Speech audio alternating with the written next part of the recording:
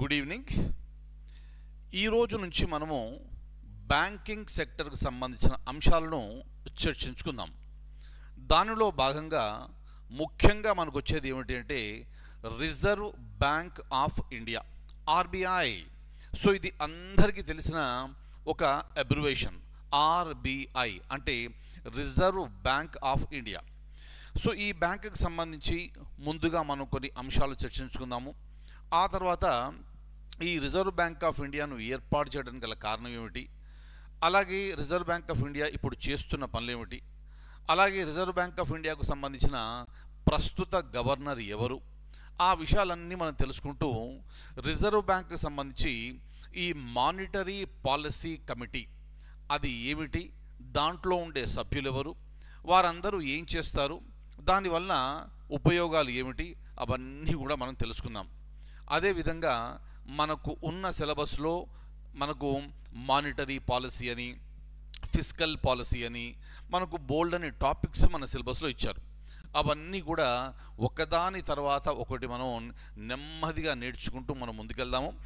ఇన్ని రోజులు ఈ క్లాసెస్ ఎలాగైతే విన్నారో శ్రద్ధగా, అదేవిధంగా ఈ రోజు నుంచి కూడా ఈ బ్యాంకింగ్ సెక్టర్ క్లాసులో వింటే బ్యాంకింగ్కి సంబంధించిన అంశాలన్నీ, అలాగే మానిటరీ పాలసీకి సంబంధించినవి, ఫిస్కల్ పాలసీకి సంబంధించినవి, అలాగే మానిటరీ పాలసీ కమిటీ చేసే పనులు, అవన్నీ కూడా మీకు చాలా స్పష్టంగా మీకు అర్థమవుతుంది. అలాగే రెపో రేట్ అంటే ఏమిటి, రివర్స్ రెపో రేట్ అంటే ఏమిటి, ఎస్ఎల్ఆర్ అంటే ఏమిటి, సిఆర్ఆర్ అంటే ఏమిటి, అలా రకరకాల పదాలు మనకు మన డిస్కషన్లో వస్తాయి. ప్రతి ఒక్క పాయింట్ కూడా మనకు important for the examination point of view. కాబట్టి ఈ బ్యాంకింగ్ సెక్టర్కి సంబంధించిన అంశాలు కూడా మీరు శ్రద్ధగా వింటూ ఆ పాయింట్స్ అన్ని మీరు నోట్ చేసుకోండి. అలాగే మన డిస్కషన్లో ఎక్కడైతే మనకు అవసరం వస్తుందో, ఎక్కడైతే మీరు ఎగ్జామినేషన్ ముందు మీరు అప్డేట్ చేసుకోవాలో ఆ అంశాలన్నీ కూడా నేను మీకు చెప్తాను. మీ ఎగ్జామినేషన్ ముందు నేను ఎలాగో మీకు అప్డేట్ చేస్తాను, బట్ స్టిల్ మీరందరూ కూడా సో మీ తరపున కొన్ని అప్డేట్ చేసుకోవాల్సిన అవసరం ఉంటుంది. కాబట్టి ఇప్పుడు నేను మీరందరూ కలిసి కనుక మనం జాగ్రత్తగా వర్క్ చేస్తే మీకు సర్వీస్ రావడం అనేది చాలా సులువుగా ఉంటుంది. క్లియర్? ఇక మనం ఈ రిజర్వ్ బ్యాంక్ ఆఫ్ ఇండియాకు సంబంధించిన ఇంట్రడక్షను, అలాగే ఆ తర్వాత వచ్చే అంశాలని మనం ఈ క్లాస్లో చర్చించుకుందాం. ఇక్కడ కనుక మనం చూస్తే టాపిక్ వచ్చేసి RBI, reserve bank of India. ఎక్కడ ఉంది హెడ్ క్వార్టర్స్ అనగానే ప్రతి ఒక్కరు చెప్పేది ముంబై కదా. సో ముంబైని గతంలో బాంబే అని పిలిచేవారు, ఆ తర్వాత ఇక్కడ పేరు మార్చి ముంబై అంటున్నారు. అయితే ఆ ముంబై నగరంలోనే ఈ reserve bank of India head quarters, ప్రధాన కార్యాలయం కలదు. ఒక పాయింట్ క్లియర్, మీ అందరికీ తెలిసిందే.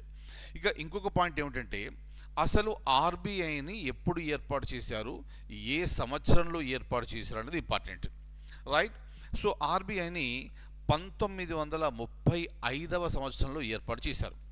ఆర్బీఐ చట్ట ప్రకారంగా, అంటే రిజర్వ్ బ్యాంక్ ఆఫ్ ఇండియా చట్టం ద్వారా ఈ ఆర్బీఐని 1935వ సంవత్సరంలో ఏర్పాటు చేశారు. అప్పుడు ప్రధాన కార్యాలయం ఎక్కడుంది అంటే కలకత్తా నగరంలో ఉంది. ఈ పాయింట్ మీరు తెలుసుకోవాలి, రైట్? సో 1935లో ఆర్బీఐని ఏర్పాటు చేసినప్పుడు దాన్ని కలకత్తా నగరంలో స్థాపించడం జరిగింది. ఇప్పుడు మనం కోల్కత్తా అంటున్నాం, అప్పుడు దాన్ని కలకత్తా అని పిలిచేవారు. క్లియర్? అయితే మీరు ఒక విషయం జాగ్రత్తగా గమనిస్తే ఇక్కడ ఈ ఆర్బీఐని 1937వ సంవత్సరంలో ఏర్పాటు చేసింది. 1935 అది ఉంది ఎక్కడ, కలకత్తాలో ఏర్పాటు చేశారు. 1937వ సంవత్సరంలో ఆర్బీఐ యొక్క ప్రధాన కార్యాలయాన్ని కలకత్తా నుంచి ముంబైకి మార్చడం జరిగింది.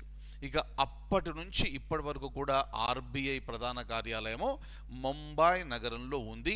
ఈ ఒక్క పాయింట్ మీరు GK point of view, static point of view మిమ్మల్ని అడిగే అవకాశం ఉంది.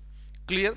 ఎందుకంటే ఆర్బీఐ ప్రధాన కార్యాలయం ఎక్కడుంది అని అంత సింపుల్ క్వశ్చన్ అడుగుతారని నేను అనుకోను. అడిగితే సంతోషం. అడిగే అవకాశం ఉన్న ప్రశ్న ఏమిటంటే 1935లో ఏర్పాటు చేసినప్పుడు ప్రధాన కార్యాలయం ఎక్కడ ఉంది, అప్పుడు మీ ఆన్సర్ వచ్చేసి కలకత్తా. క్లియర్? సో ఇదొక పాయింట్. ఇక ఆర్బీఐ గురించి కనుక మనం చూస్తే ఆర్బీఐ గవర్నర్ తరచుగా మనకు ఇక్కడ వార్తల్లో ఉంటారు. సో వారు ఎవరు, సో వారు చేసే పనులేమిటి, అవన్నీ కూడా మనము ఇక్కడ చాలా క్లియర్గా మనం చూద్దాం. అయితే ఇంకొక పాయింట్ మీరు జ్ఞాపకం పెట్టుకోండి. ప్రభుత్వంలో ఉండే ఈ ముఖ్యమైన సంస్థలు ఏమైతే ఉన్నాయో, ఆర్బీఐ కావచ్చు, సెబీ కావచ్చు, అలాగే యూపీఎస్సీ చైర్మన్ కావచ్చు, ఇటువంటి ముఖ్యమైన ఈ నియామకాలు ఏమైతే ఉంటాయో అవన్నీ కూడా నిర్ణయించేది ఎవరంటే క్యాబినెట్లో ఉండే క్యాబినెట్ కమిటీ ఆన్ అపాయింట్మెంట్స్. దీన్ని సింపుల్గా అపాయింట్మెంట్స్ కమిటీ అని కూడా అంటారు, కానీ దీన్ని cabinet committee on appointments. So దాంట్లో ఇక్కడ క్యాబినెట్ కమిటీ అంటే కొంతమంది మంత్రులు ఉంటారు. మరి ఈ క్యాబినెట్ కమిటీ ఆన్ అపాయింట్మెంట్స్కి చైర్మన్గా వ్యవహరించేది ఎవరు అంటే ప్రధానమంత్రి. దయచేసి జ్ఞాపకం పెట్టుకోండి, ఇది ప్రధానమంత్రి. సో ప్రధానమంత్రి నాయకత్వంలో ఉండే cabinet committee, right, cabinet committee on appointments RBI governor ఎవరు ఉండాలి అనేది నిర్ణయించడం జరుగుతుంది. క్లియర్? అలాగే ప్రస్తుతం ఉన్న గవర్నర్ ఎవరైతే ఉన్నారో శక్తికాంత దాస్, వారిని 2018వ సంవత్సరంలో వారిని నియమించడం జరిగింది. మరి ఆర్బీఐ గవర్నర్ యొక్క పదవీ కాలం మనం 3 సంవత్సరాలు అని మనం చదివాం. గతంలో 5 సంవత్సరాలు ఉండేది, దాన్ని 3 సంవత్సరాలకు తగ్గించడం జరిగింది. మరి 3 సంవత్సరాలు అయిపోయాయి కదా అంటే దాన్ని మళ్ళీ పొడిగించడం జరిగింది. సో అప్పటి నుంచి ఇప్పటి వరకు కూడా శక్తికాంత దాస్ ఆర్బీఐ గవర్నర్గా వ్యవహరిస్తున్నారు. అందుకే ఆర్బీఐ విషయం వచ్చింది అంటే ఆ గవర్నర్ పేరు రావాల్సిందే. ఆ గవర్నర్ పేరు ఏమిటి అనేది మీరు జాగ్రత్తగా రాసుకోండి. క్లియర్? అలాగే ఎగ్జామినేషన్కి వెళ్ళే ముందు ఆర్బీఐ గవర్నర్ ఎవరు ప్రస్తుతమో అన్న విషయాన్ని ఒక్కసారి మీరు అప్డేట్ చేసుకుంటే బాగుంటుంది.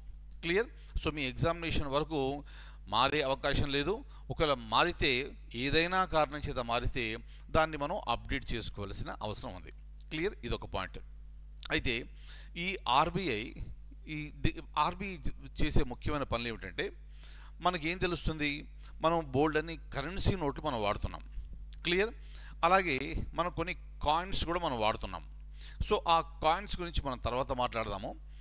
ఆర్బీఐకి సంబంధించిన ఇక్కడ మన వాడే ఈ కరెన్సీ నోట్లు, దాన్ని ఏమంటారు, ఇండియన్ రూపీ అంటాం.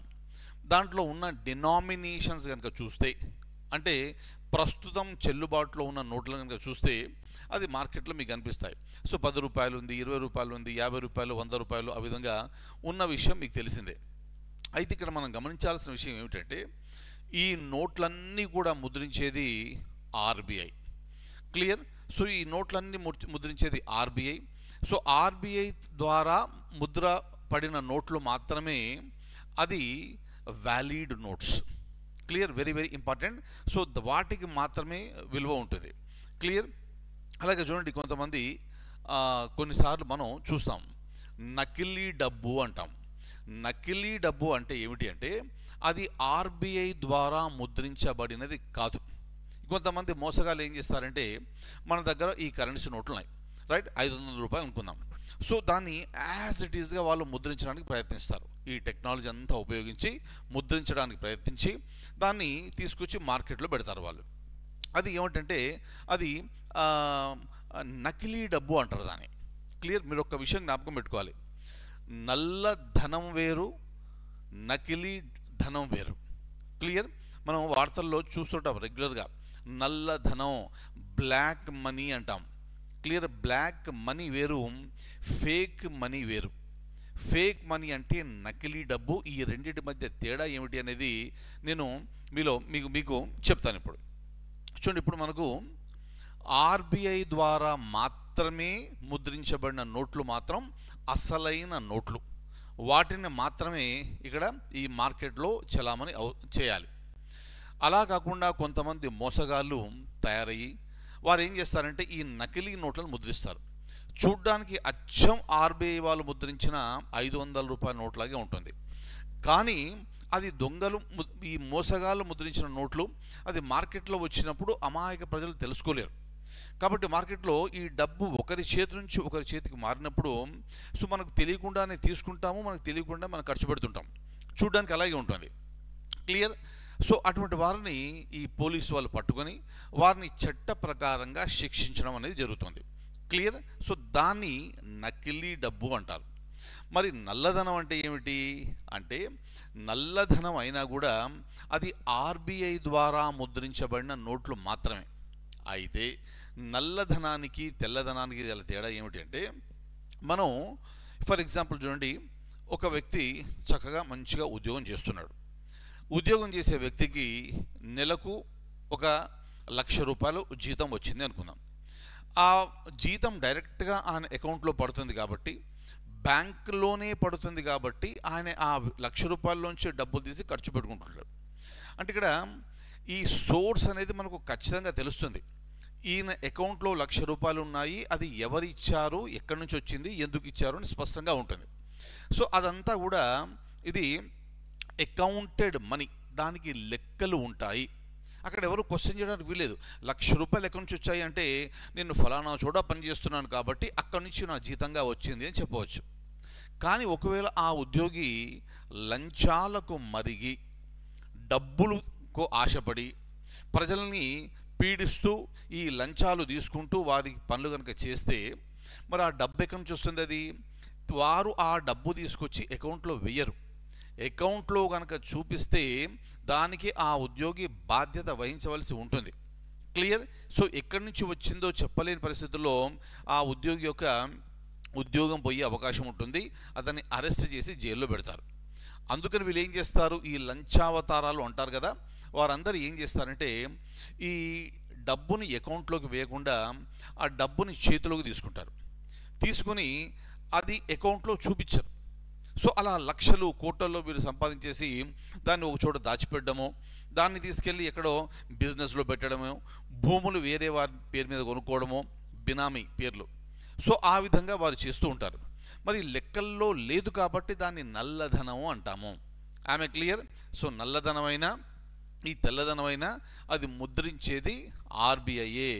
కానీ దాని వాడుకను బట్టి అది తెల్లధనమా నల్లధనమా అనేది ఉంటుంది.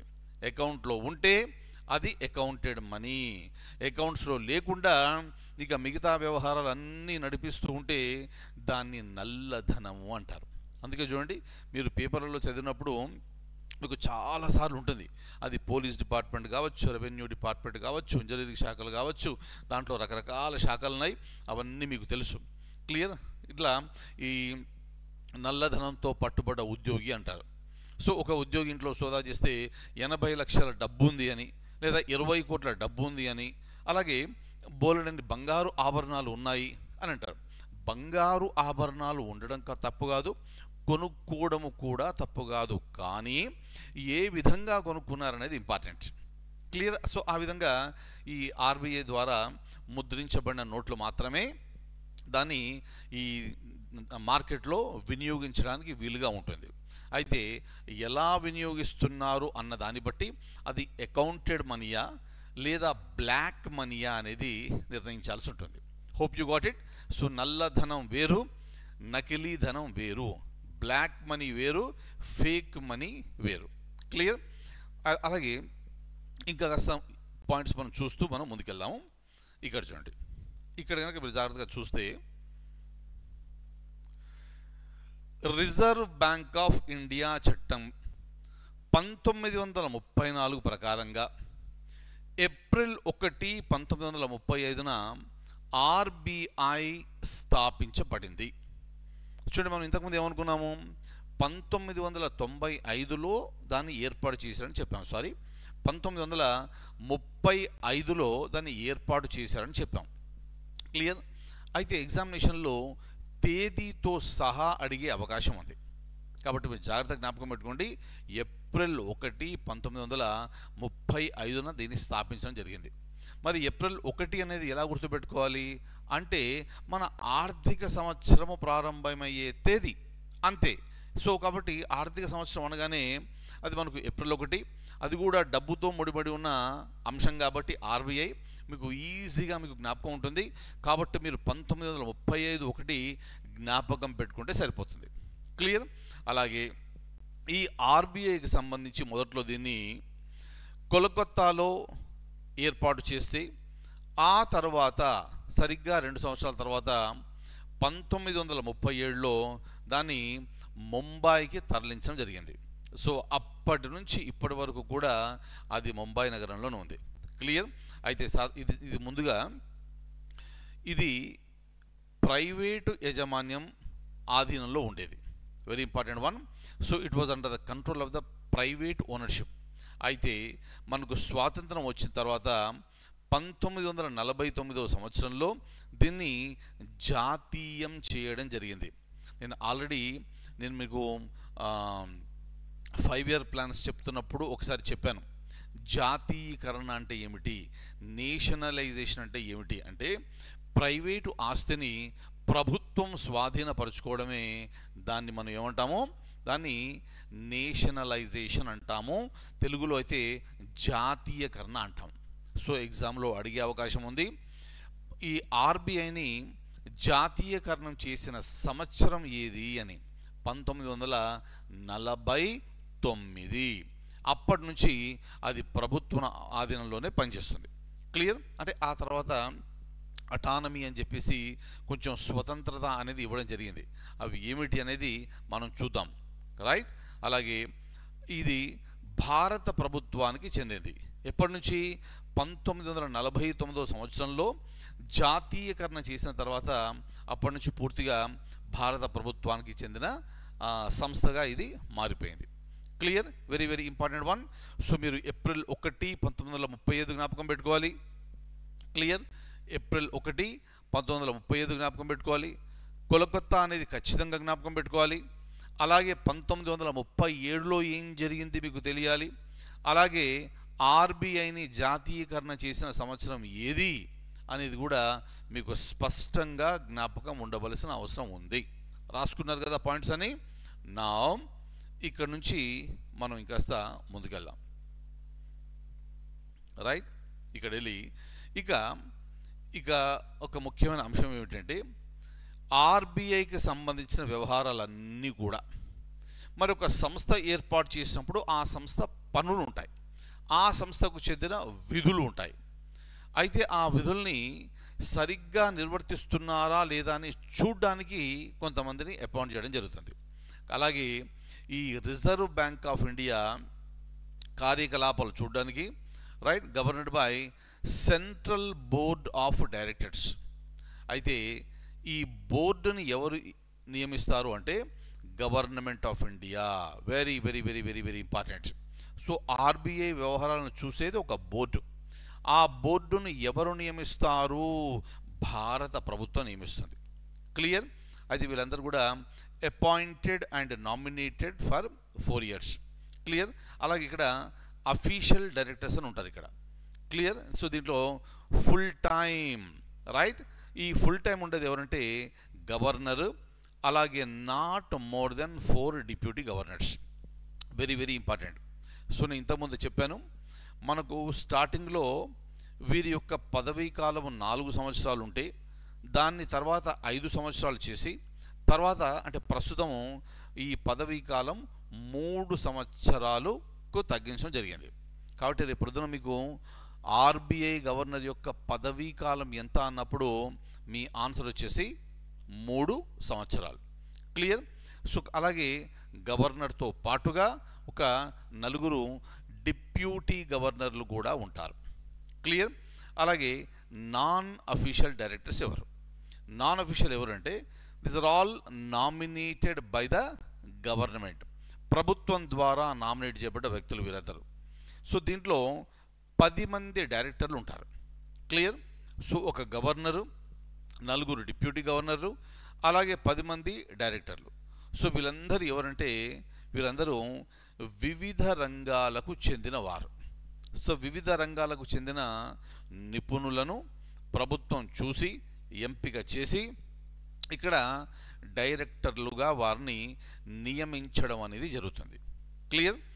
అలాగే other 4 directors, 1 each from local boards. So ఈ విధంగా ఈ ఆర్బీఐకి సంబంధించిన కాంపోజిషన్ కూర్పు అనేది ఈ విధంగా ఉంటుంది. క్లియర్? నెక్స్ట్ ఇక ఈ ఆర్బీఐ కనుక చూస్తే ప్రధాన కార్యాలయం ఏమో ముంబైలో ఉంది అన్నాం, రైట్? అలాగే దీనికి సంబంధించిన ప్రాంతీయ కార్యాలయాలు 4 ఉన్నాయి. ఆ ప్రాంతీయ కార్యాలయాలు ఎక్కడున్నాయంటే Mumbai, Calcutta, Chennai and New Delhi. Clear? Right? So ఇక్కడ ముంబై, కలకత్తా, చెన్నై మరియు న్యూఢిల్లీలో ఈ 4 స్థానిక బోర్డులు ఉన్నాయి. Very very very very important.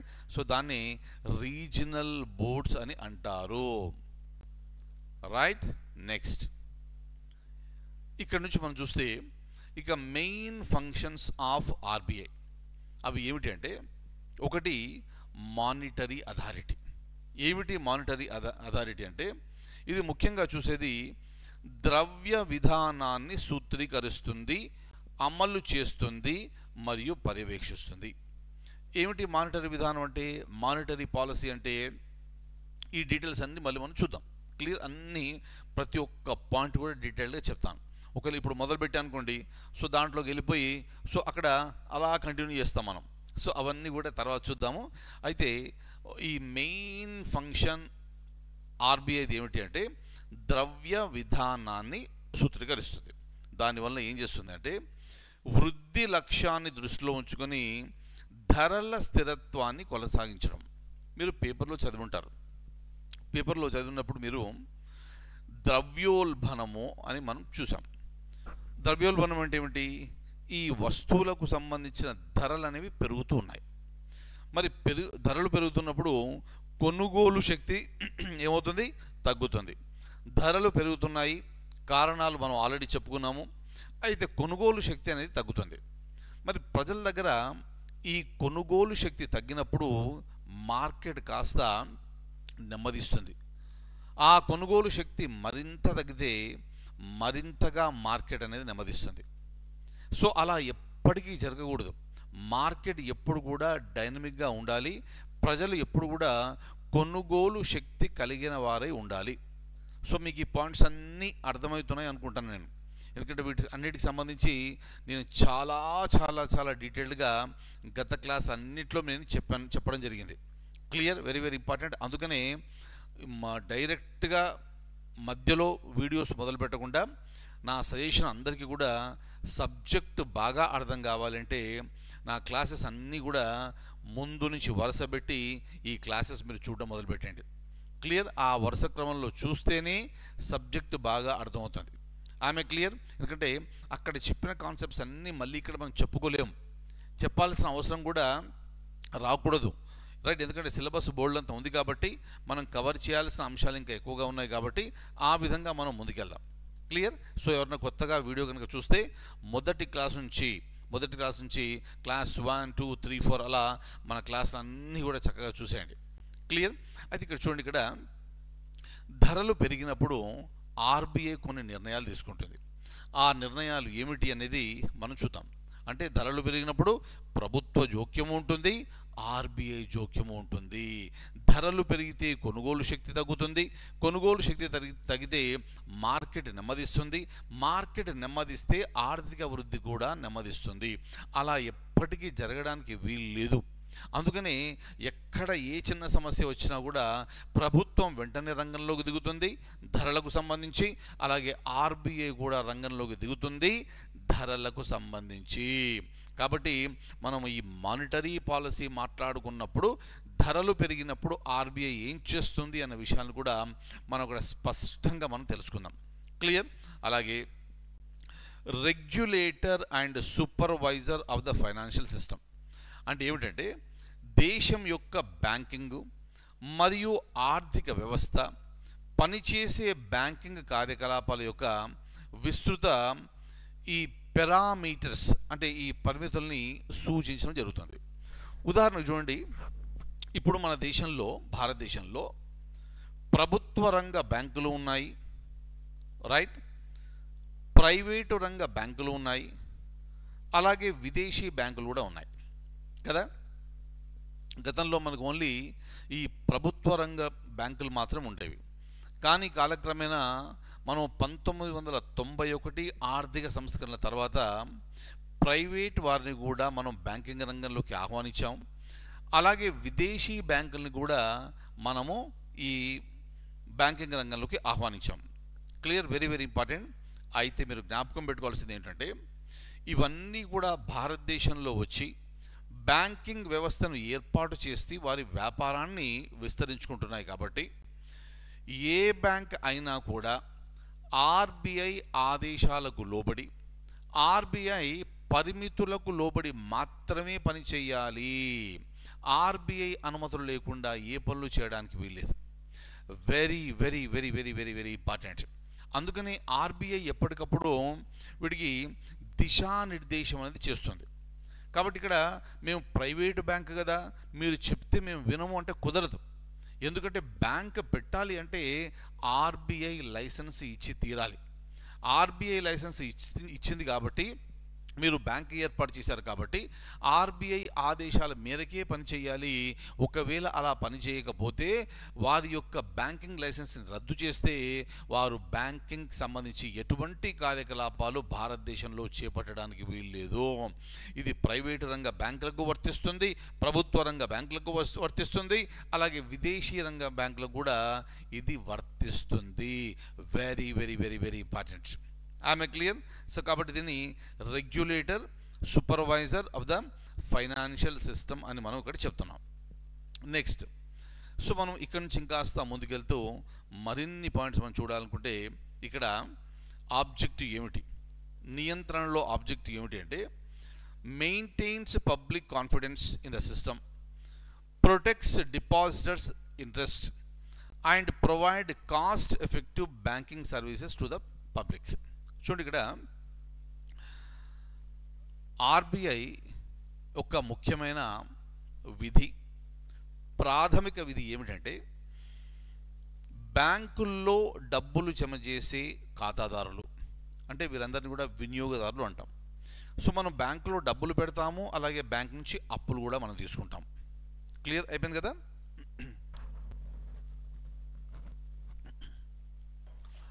కొన్నిసార్లు మీరు పేపర్లో చూస్తుంటారు,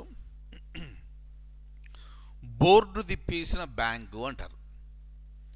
అంటే దాని అర్థం ఏంటి? ఆర్బీఐ వాళ్ళ దగ్గర లైసెన్స్ తీసుకొని కార్యకలాపాలు మొదలుపెట్టి వ్యాపారం విస్తరించుకొని ప్రజల దగ్గర నుంచి డిపాజిట్లు స్వీకరించి పారిపోయారు. క్లియర్. మరి అలా పారిపోతే నష్టం ఎవరికి? ఇక్కడ అమాయక ప్రజలకు నష్టం. మరి అటువంటప్పుడు ఎవరు చూడాలి? రంగంలోకి ఎవరు వస్తారు అంటే ఆర్బీఐ వస్తుంది. కాబట్టి ప్రతి ఒక్క బ్యాంకుకి సంబంధించిన కార్యకలాపాలని జాగ్రత్తగా పరిశీలించవలసిన బాధ్యత ఆర్బీఐది. అందుకని కొన్నిసార్లు ఈ లెక్కలు చూసినప్పుడు ఏ బ్యాంకుకి సంబంధించి అయినా ఏమైనా డౌట్స్ కనుక వస్తే ఆర్బీఐ హెచ్చరిక చేస్తుంది. సో మీరు మీరు చేసే పనుల వలన వినియోగదారులకు నష్టం వాటిల్లే అవకాశం ఉంది. కాబట్టి మీరు ఈ పనులు సక్రమంగా చేయాలి అని వాటికి ఆదేశాలు ఇవ్వడం జరుగుతుంది. క్లియర్. అందుకే చూడండి, ఏదైనా బ్యాంకు ఫర్ ఎగ్జాంపుల్ రైట్ ఇక్కడ మేము 24% వడ్డీ ఇస్తామంటే అది ఎలా సాధ్యమవుతుంది? క్లియర్. మీరు చేసే వ్యవహారం ఏంటిది? ఈ 24% వడ్డీ ఎలా వస్తుంది? అయితే ప్రజలకి ఏంటి, ఇక్కడ ఆ బ్యాంకు ఏర్పాటు చేశారు, అది ప్రభుత్వం నుంచి వచ్చిన అనుమతి అనుకుంటారు. ప్రభుత్వం అంటే ఆర్బీఐ నుంచి వచ్చిన అనుమతి. కాబట్టి అక్కడ ప్రజలు ఆ బ్యాంక్ బోర్డు వాళ్ళు ఏదైతే చెప్తారో దాన్ని నమ్మి ఆ బ్యాంకుల్లో డిపాజిట్ చేయడం అంటూ జరుగుతుంది. తీరా ఏమైనా జరిగిన తర్వాత అప్పుడు ప్రజలందరూ గగ్గోలు పెట్టినా కూడా అక్కడ చాలా ఇబ్బందికర పరిస్థితి. అందుకని ఇటువంటి బాధాకరమైన విషయాలు మనం తరచుగా మనం పేపర్లలో చూస్తూ ఉంటాం. కాబట్టి ఈ ఆర్బీఐ యొక్క బాధ్యత అనేది మరింత విస్తృతమైనది.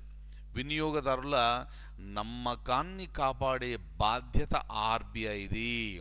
ప్రజలు ఒక బ్యాంకులో ఇక్కడ డిపాజిట్ చేస్తున్నారు, ప్రజలు ఒక బ్యాంకుతోనే సంబంధాలు ఏర్పరచుకుంటున్నారు అంటే దానికి కారణం ఆర్బీఐ ఉంది అన్న భరోసా.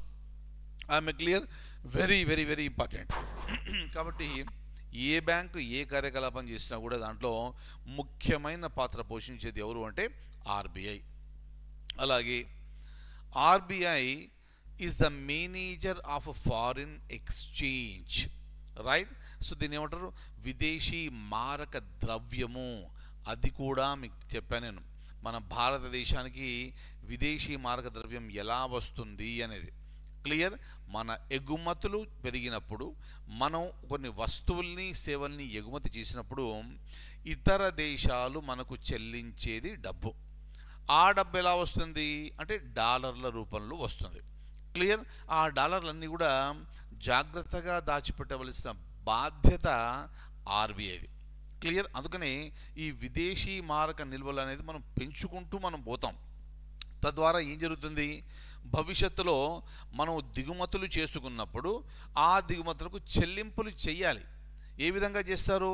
మన కరెన్సీలో ఇస్తామంటే కుదరదు. వారికి ఈ డాలర్ల రూపంలోనే, విదేశీ మారక ద్రవ్య రూపంలోనే ఇవ్వాల్సి ఉంటుంది. Very very very very important. కాబట్టి భారతదేశం నుంచి ఎగుమతులు ఎన్నున్నాయి, దిగుమతులు ఎన్నున్నాయి, ఈ మారక ద్రవ్యం ఎలా వస్తుంది, దాన్ని ఎలా నిల్వ చేయాలి, ఆ నిల్వలు ఎలా పెంచుకోవాలి అని చూసే బాధ్యత ఎవరిది? ఆర్బీఐది. Very very very very very important. Is that okay? అలాగే ఇష్యూర్ ఆఫ్ కరెన్సీ అంటే మనకున్న కరెన్సీ నోట్ల గురించి చెప్తున్నాం ఇక్కడ. ఆ కరెన్సీ నోట్లను ముద్రించేది ఆర్బీఐ. దాన్ని కరెన్సీ చెస్ట్ అని అంటారు. కరెన్సీ చెస్ట్ అంటే ఒక గోడౌన్ లాంటిది అన్నట్టు. అంటే అక్కడ ఈ ముద్రించిన నోట్లను జాగ్రత్తగా దాచిపెట్టడం జరుగుతుంది. అలా దాచిపెట్టిన నోట్లను అవసరాన్ని బట్టి బ్యాంకులకు తరలించే బాధ్యత కూడా ఆర్బీఐది.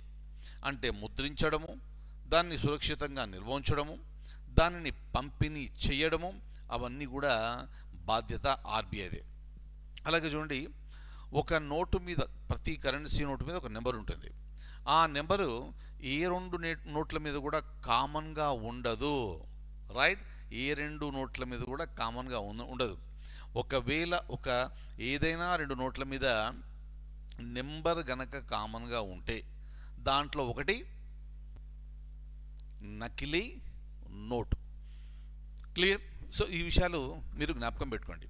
క్లియర్. అదేవిధంగా మీరు చూస్తుంటారు, మనం ఒక నోటు నా దగ్గర ఉంది, నేను అక్కడ మార్కెట్కి వెళ్ళి ఒకరికి ఇచ్చాను, అక్కడ నుంచి ఇంకొకటికో అలా తిరుగుతూ పోతూ ఉంటుంది నోట్. అలా తిరుగుతుంది అంటే ఆర్థిక వ్యవస్థలో డైనమిజం ఉంది అని అర్థం. క్లియర్. మరి ఇలా ఇన్ని చేతులు తిరిగిన తర్వాత, ఇన్ని పర్సుల్లో దాన్ని పెట్టుకున్న తర్వాత, ఇన్నిసార్లు బయటకు తీసి దాన్ని వాడిన తర్వాత ఆ నోటు చిరిగిపోయే అవకాశం ఉంటుంది. ఆఫ్టర్ ఆల్ అదొక పేపర్, కానీ లక్ష్మీదేవి, ఆ పేపర్ అంటేనే లక్ష్మీదేవి. క్లియర్. సో ఆ పేపర్ చినిగిపోయే అవకాశం ఉంది. క్లియర్. అట్లా అని చెప్పేసి కొత్త నోట్లు చినిగిపోవా, మిస్ హ్యాండిల్ చేస్తే చిరిగిపోతాయి. క్లియర్. అయితే కాబట్టి ఒకవేళ ఏదైనా నోట్లు కనుక చిరిగిపోతే దాన్ని ఎవరు తీసుకోరు, వాటిని చెల్లని నోట్లు అంటారు. క్లియర్. ఆ చెల్లని నోట్లను కూడా మా ఆర్బీఐ ఏం చేస్తుందంటే మార్కెట్లో ఉన్న అటువంటివన్నీ కూడా తన దగ్గర తీసుకుంటుంది. ఎలా తీసుకుంటుంది అంటే బ్యాంకులకు ఇన్స్ట్రక్షన్ ఇచ్చి, ఏదైనా బ్యాంకులో ఆ డబ్బు తీసుకెళ్ళి డిపాజిట్ చేసినప్పుడు దాంట్లో ఉన్న ఈ పాడైపోయిన నోట్లు, నలిగిపోయిన నోట్లు, క్లియర్, వాటిని తీసుకొని ఆ బ్యాంకు భద్రపరిచి వాటన్నిటినీ ఆర్బీఐకి చేరవేస్తుంది. క్లియర్. చేరవేసిన తర్వాత ఆర్బీఐ ఆ నోటును చూసుకొని దానికి సంబంధించిన ఆ నెంబరు అదంతా జాగ్రత్తగా చూసుకొని దానికి సంబంధించి అటువంటి మరొక నోటునే ఆర్బీఐయే ముద్రిస్తుంది. ఆర్బీఐ ముద్రించి సో వాటిని మళ్ళీ మార్కెట్లోకి పంపడం జరుగుతుంది. మరి చినిగిపోయిన నోట్లు ఆర్బీఐ ఏం చేస్తుంది అంటే దాన్ని స్పాయిల్ చేసేస్తారు పూర్తిగా. సో దాన్ని తగలబెట్టడం లాంటివి చేసేస్తే దానివల్ల సో ఎవరు ఎటువంటి ఇబ్బంది పడే అవకాశం ఉండదు. నోట్లు ముద్రించాలన్నా, నోట్లను ధ్వంసం చేయాలన్నా కూడా ఆ అధికారం కేవలం ఆర్బీఐకి మాత్రమే ఉంది, ఆర్బీఐకి మాత్రమే ఉంది. కాబట్టి బయట ప్రజలు ఎవరైనా నోట్లను ధ్వంసం చేస్తే, నోట్లను లేదా నోట్లను ఈ కొన్నిసార్లు మీరు చూస్తుంటారు పెళ్ళిళ్ళలో ఈ నోట్ల దండను కుచ్చి అక్కడ మెళ్ళో వేయడం జరుగుతుంది. సో అటువంటివి ఏం చేసినా కూడా అటువంటి వారిపైన చర్య తీసుకునే అధికారం ఆర్బీఐకి ఉంటుంది. క్లియర్. సో ఈ పాయింట్స్ అన్నీ మీరు ఖచ్చితంగా జ్ఞాపకం పెట్టుకోవాలి. కాబట్టి కరెన్సీ విడుదల చేసేది, కరెన్సీ మార్పిడి చేసేది, అలాగే పాత నోట్లను ధ్వంసం చేసే అధికారం కూడా కేవలము రిజర్వ్ బ్యాంక్ ఆఫ్ ఇండియాకు మాత్రమే కలదు. ఆమె క్లియర్? కాబట్టి అలా జ్ఞాపకం పెట్టుకోండి. మనం వెళ్తాం, ఎస్బీఐకి వెళ్తాం, ఐసిఐసిఐకి వెళ్తాము, యాక్సిస్ బ్యాంక్ వెళ్తాం, అలా రకరకాల బ్యాంకులకు వెళ్తాం. కానీ ఆ బ్యాంకులన్నీ కూడా they are related to RBI. కాబట్టి యాజ్ ఎ కస్టమర్, ఒక వినియోగదారుడుగా నేను కరెంట్ అకౌంట్ కానీ, లేదా సేవింగ్స్ అకౌంట్ కానీ, లేదా నేను డిపాజిట్లు కానీ, లేదా నేను లోన్ కానీ, సో ఆ వ్యవహారాలు ఏమున్నా కూడా నేను ఆ సంబంధిత బ్యాంకుతోనే ఉంటుంది తప్ప ఒక వినియోగదారుడికి ఎప్పుడు కూడా ఆర్బీఐతోని ప్రత్యక్ష సంబంధాలు ఉండవు. ఆర్బీఐ ప్రజల కోసమే ఉన్నప్పటికీ, ప్రజల నమ్మకాన్ని కాపాడడానికి ప్రయత్నిస్తున్నప్పటికీ కూడా ఒక వినియోగదారుడు ఎప్పుడు కూడా ఆర్బీఐతోని ప్రత్యక్ష సంబంధాలు కలిగి ఉండడు. మన ప్రత్యక్ష సంబంధాలన్నీ కూడా మార్కెట్లో మనకు కనిపించే ఎస్బీఐ లాంటివి, అలాగే రైట్ ఇక్కడ హెచ్డిఎఫ్సి, హెచ్ఎస్బిసి బ్యాంకులు అవన్నీ ఉన్నాయి కదా, వాటితోనే మన సంబంధం తప్ప ఆర్బీఐతోని ప్రత్యక్ష సంబంధం అంటూ ఏమీ లేవు. అందుకే లోన్ కావాలనుకోండి, ₹1,00,00,000 ఏం చేస్తాం మనము? మన సంబంధిత బ్యాంక్కి వెళ్తాం తప్ప ఆర్బీఐకి వెళ్ళి లోన్ ఇవ్వండి అంటామా? అనము. క్లియర్? ఆర్బీఐకి సంబంధం లేదు, అవన్నీ చేయాల్సింది ఆ బ్యాంకులు. కాబట్టి ఆ బ్యాంకులన్నిటిని కూడా పర్యవేక్షించే బాధ్యత ఆర్బీఐది. ఎందుకు? వినియోగదారుల నమ్మకాన్ని నిలబెట్టుకోవడానికి చేసే బాధ్యత. ఆమె క్లియర్? నెక్స్ట్ మనం ఇక్కడి నుంచి ముందుకెళ్తూ ఇంకా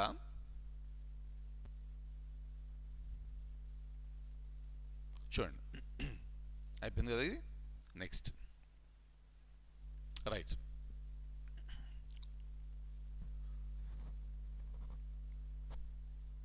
ఆబ్జెక్టివ్ అంటే ఇక్కడ to give the public adequate quantity of supplies of currency notes and coins in good quality. ముద్రించేది ఎందుకు? ప్రజలకు చేరడానికి. అది ఆర్బీఐ ముద్రిస్తేనే అది బ్యాంకింగ్ వ్యవస్థలోకి వచ్చి బ్యాంక్ దగ్గర నుంచి ప్రజల దగ్గరకు వస్తుంది. క్లియర్? కాబట్టి ఆ నోట్స్ అన్నీ కూడా క్వాలిటీ నోట్స్. అది క్లియర్? అందుకే చిరిగిపోయిన నోట్లు ఏవైతే ఉంటాయో వాటిని మళ్ళీ ఆర్బీఐ తీసుకొని వాటిని ధ్వంసం చేసేసి వాటి స్థానంలో మళ్ళీ కొత్త నోట్లు, నాణ్యమైన నోట్లను విడుదల చేసే బాధ్యత కూడా ఆర్బీఐదే అన్న విషయము మనం ఈ సందర్భంగా ఖచ్చితంగా జ్ఞాపకం పెట్టుకునవలేను. క్లియర్? అలాగే ఈ ఆర్బీఐకి సంబంధించిన ఇంకా రిలేటెడ్ ఫంక్షన్స్ ఏమిటంటే ప్రభుత్వానికి బ్యాంకర్గా వ్యవహరిస్తుంది. Very very very very very important. Is that okay? For example చూడండి, మీ బ్యాంకర్ ఎవరు అని నేను అడిగినప్పుడు అక్కడ ఏంటంటే, అంటే మీరు సంబంధం కలిగి ఉన్న బ్యాంక్ ఏది అని నేను అడిగాను అనుకోండి, మీరు ఏం చెప్తారు? ఎస్బీఐ కానీ, యాక్సిస్ కానీ, ఐసిఐసిఐ కానీ చెప్తారు. క్లియర్? అంటే దాని అర్థం ఏంటి? మీ అకౌంట్ అక్కడ ఉంది, ఆ అకౌంట్లో మీరు డబ్బులు జమ చేస్తున్నారు, ఆ అకౌంట్లోంచి మీరు డబ్బులు విత్డ్రా కూడా మీరు చేస్తున్నారని అర్థం. క్లియర్? మరి అలాగే ప్రభుత్వానికి సంబంధించిన అకౌంట్లు కూడా ఉంటాయి కదా, ప్రభుత్వం డబ్బును జమ చేయాలి కదా, ప్రభుత్వం డబ్బును విత్డ్రా చేయాలి కదా, మరి దానికి సంబంధించిన అకౌంట్లు ఎక్కడున్నాయి అంటే ఆ అకౌంట్లు అన్నీ కూడా ఆర్బీఐలో ఉంటాయి. క్లియర్? సో మీరు ఆల్రెడీ వినుంటారు, నేను పాలిటీ క్లాస్లో చెప్పినప్పుడు consolidated fund of India, is that okay, contingency fund of India, public accounts, right? So ఇవన్నీ కూడా నేను మీకు చెప్పడం జరిగింది పాలిటీ క్లాస్లో. ఇవన్నీ కూడా ఈ సంఘటిత నిధి, ఇవన్నీ ఈ అకౌంట్స్ అన్నీ ప్రభుత్వానికి సంబంధించినవి. అది ఆర్బీఐ మెయింటైన్ చేస్తుంది. ఇది కేవలం కేంద్ర ప్రభుత్వానికి సంబంధించిందే కాదు, ప్రతి ఒక్క రాష్ట్ర ప్రభుత్వానికి కూడా consolidated fund of India, consolidated fund of state, అలాగే కంటింజెన్సీ ఫండ్ ఆఫ్ స్టేట్ అని అక్కడ అకౌంట్లు అనేవి ఉంటాయి. ఆ అకౌంట్లు అన్నీ కూడా మేనేజ్ చేసేది ఎవరు అంటే ఇక్కడ ఆర్బీఐ. అందుకని ఒకవేళ ప్రభుత్వానికి కనుక మనకు డబ్బు అవసరం వచ్చింది అనుకోండి, మన బ్యాంక్ దగ్గరికి వెళ్తాం. మరి ప్రభుత్వం ఎక్కడికి వెళ్తుంది అంటే ప్రభుత్వం ఆర్బీఐ దగ్గరికి వెళ్తుంది. మనము ఒక బ్యాంక్ నుంచి ఎలాగైతే అప్పు తీసుకుంటున్నామో ప్రభుత్వం కూడా ఆర్బీఐ నుంచి అప్పు తీసుకుంటుంది. అందుకే దీన్ని బ్యాంకర్ అంటారు, ప్రభుత్వానికి సంబంధించిన బ్యాంకర్ అంటారు. ఆమె clear? Very very very very important. So వారి లావాదేవీలన్నీ కూడా ఆర్బీఐతోనే నడుస్తూ ఉంటాయి. క్లియర్? సో అలాగే కేంద్రానికి మరియు రాష్ట్ర ప్రభుత్వాలకు ఈ బ్యాంకింగ్ పనితీరును నిర్వహిస్తుంది, వారికి బ్యాంకర్గా కూడా పనిచేస్తుంది. అంటే నేను ఇప్పుడు చెప్పిన పాయింట్స్ అన్నీ ఇక్కడ వచ్చేస్తాయి. అలాగే ఇంకొక పాయింట్, ఆర్బీఐ బ్యాంకర్లకు బ్యాంకర్గా వ్యవహరిస్తుంది. బ్యాంకర్ అంటే ఏమిటి? బ్యాంకర్లకే బ్యాంకర్. ఫర్ ఎగ్జాంపుల్ చూడండి, ఇప్పుడే చెప్పాను ఒక ఎగ్జాంపుల్. సో మీరు లోన్ కావాలి అంటే మీరు ఏం చేస్తారు? మీరు ఇక్కడ ఎస్బీఐ వెళ్తారు, మీరు ఒక బ్యాంక్ వెళ్తారు, అక్కడ నుంచి మీరు లోన్ తీసుకుంటారు. మరి కొన్నిసార్లు అవసరం వచ్చి మీరు ఏ బ్యాంకు నుంచి అయితే లోన్ తీసుకుంటున్నారో ఆ బ్యాంకుకే లోన్ అవసరం వస్తే దట్స్ ఇట్. క్లియర్? సో నాకు లోన్ కావాలంటే నేను ఎస్బీఐలో తీసుకుంటాను. క్లియర్? ప్రభుత్వానికి లోన్ కావాలంటే ఆర్బీఐ నుంచి తీసుకుంటుంది. మరి ఈ బ్యాంకుకే కనుక లోన్ కావాల్సి ఉంటే ఆర్బీఐ దగ్గర నుంచి తీస్తుంది.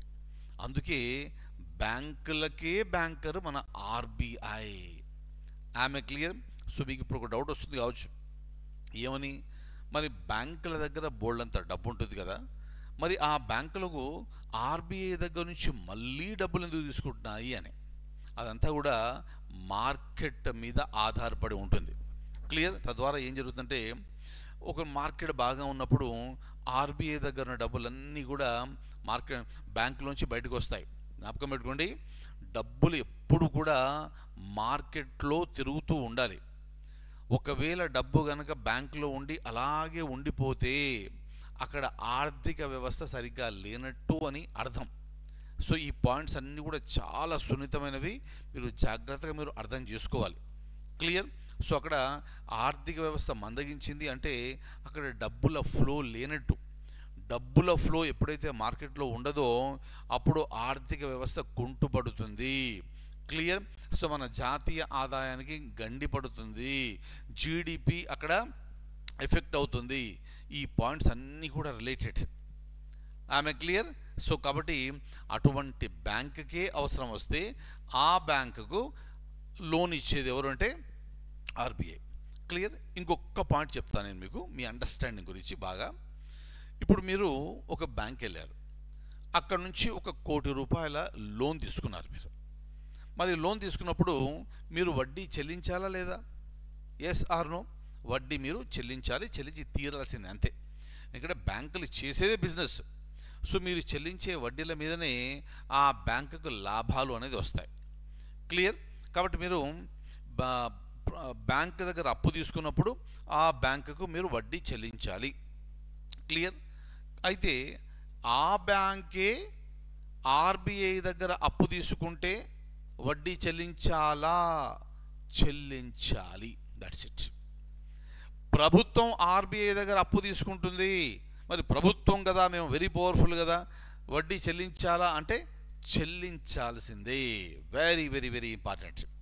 క్లియర్? కాబట్టి ఇక్కడ ఏది ఉచితంగా రాదు, ఏది ఉచితంగా రాదు. మనం బ్యాంక్ వెళ్ళి డబ్బులు తీసుకుంటే వడ్డీ చెల్లించాల్సిందే, అసలు చెల్లించాల్సిందే. ప్రభుత్వం ఆర్బీఐ దగ్గర అప్పు తీసుకుంటే వడ్డీ చెల్లించాల్సిందే, అప్పు చెల్లించాల్సిందే పూర్తిగా, అంటే అసలు మొత్తం. అలాగే ఒక బ్యాంక్ ఆర్బీఐ దగ్గర నుంచి లోన్ తీసుకుంటే అసలుతో పాటు వడ్డీ కూడా చెల్లించవలసిన అవసరం ఉంటుంది. Very very very very important.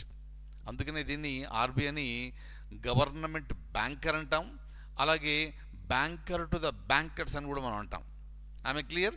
Next. So next మనం ఇక్కడ నుంచి ఇంకాస్త ముందుకెళ్ళి చూస్తే ఇక్కడ మనకు కొన్ని అంశాలు చూద్దాము. ఇక్కడ ఆర్బీఐకి మొత్తం 27 రీజనల్ ఆఫీసెస్ ఉన్నాయి, అలాగే 4 సబ్ ఆఫీసెస్ ఉన్నాయి.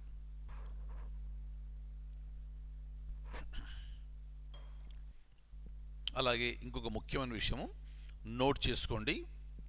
ఇక్కడ the financial literacy week is an initiative by RBI to promote awareness on key topics every year through a focused campaign. Very important one. ఇది 2016 సంవత్సరంలో ఆర్బీఐ తీసుకున్న ఒక చర్య లాంటిది. ఎందుకంటే ఇప్పటికీ కూడా ప్రజల్లో చాలామందికి ఈ బ్యాంకింగ్ వ్యవస్థ గురించి చాలా తెలియదు. ఒక కరెన్సీ నోట్ ఇచ్చి అది అసలుదా నకిలీదా అంటే గుర్తుపట్టలేని పరిస్థితిలో చాలామంది ఉన్నారు.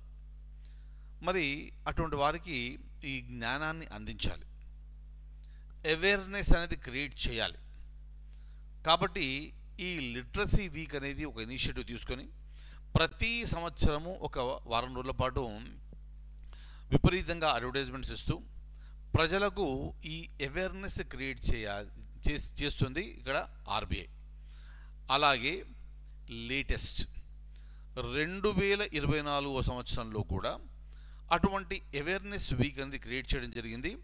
ఫిబ్రవరి 26 నుంచి మార్చ్ 1, 2024 రీసెంట్గానే అయింది. మనం ఇప్పుడు ఉంది మేలో కదా, మే 2024 కదా. అయితే ఈ లిటరసీ వీక్కి సంబంధించిన థీమ్ ఏంటి అనేది ప్రశ్న రావచ్చు. ఇది లేటెస్ట్ కరెంట్ అఫైర్స్ది 2024 సంబంధించింది. క్లియర్? అయితే ఆర్బీఐ ద్వారా వచ్చే ఈ ఫైనాన్షియల్ లిటరసీ వీక్ 2024కు సంబంధించిన థీమ్ ఏది అంటే మీ ఆన్సర్ వచ్చేసి make a right start, become financially smart. ఇవి ఇంపార్టెంట్ పాయింట్స్. క్లియర్?